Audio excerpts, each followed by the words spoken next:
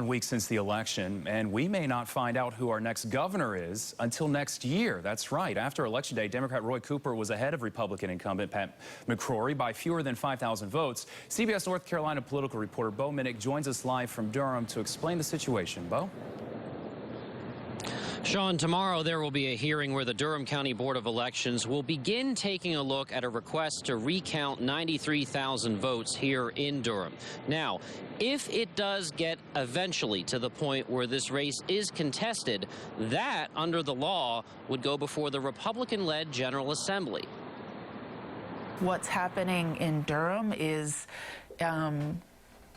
not an issue really of dispute, it's an issue of counting. Allison Riggs is a senior attorney with the Southern Coalition for Social Justice. She questions whether the governor's race would get to a point where the trailing candidate, in this case Governor McCrory, would contest the results of the election. Under state law, that contest would go before the General Assembly. Based on the facts known to us right now, I don't think that seems appropriate. Because, she says, no provisional or absentee ballots are in dispute. This week, counties across the state will tally provisional and absentee ballots that were uncounted.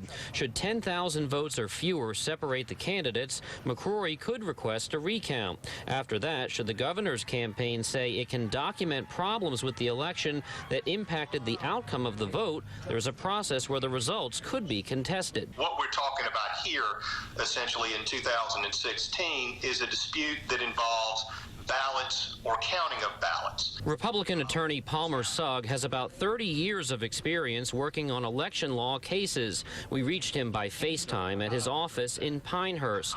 In Durham, the county was unable to upload results on election night from 6 electronic memory cards that save ballot data. But Durham was able to print out a tape log of the results and entered them manually. A petition has been filed to recount those votes. I think this will be a lot clearer next Monday or Tuesday than it is today.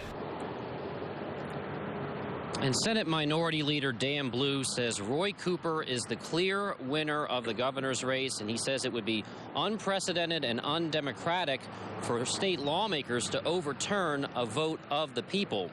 Now ahead at 6 o'clock, how the state school superintendent race from back in 2004, how that is being used by some as a frame of reference for what's happening right now. Live in Durham, Bo Minnick, CBS North Carolina.